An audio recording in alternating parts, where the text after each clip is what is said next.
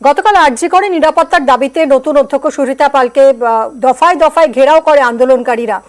অধ্যক্ষকে অবশেষে ঘেরাও মুক্ত করে সিবিআই। অধ্যক্ষকে নিয়ে আরজি কর ছাড়ে সিবিআই।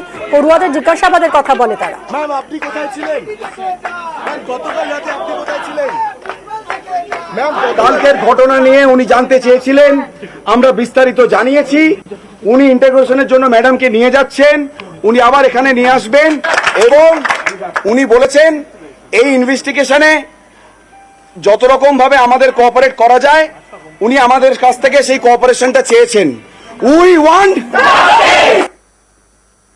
মানিকতলা সিজিও কমপ্লেক্স ঘুরে বাড়ির পথে সুরিতা পাল। সিজিওতে গাড়ি থেকে নামেন তিনি, পরে নিজের গাড়িতে উঠে সিজিও ছাড়েন সুরিতা পাল। তো আমাদের কিছু রিপ্রেজেন্টেটিভকে আপনাদেরই সামনে ভেতরে নিয়ে যাওয়া হলো এবং তারা সিবিআই এর সাথে কথা বলে তাদেরকে সিবিআই বলেছেন যে প্রিন্সিপালকে আরো কিছু প্রশ্ন করা প্রয়োজন। এটা অবাক করা ব্যাপার, যদি সিবিআই এরকম করে আমরা তো কার উপর ভরসা করবো আমি বুঝতে পারছি না। তাহলে পালিয়ে গেলেন, কোনো উত্তর দিতে পারলেন না, নিশ্চয়ই পালিয়ে কোথায় যাবেন? আসতে তো হবেই, আরজি করে আমরা তো আছি।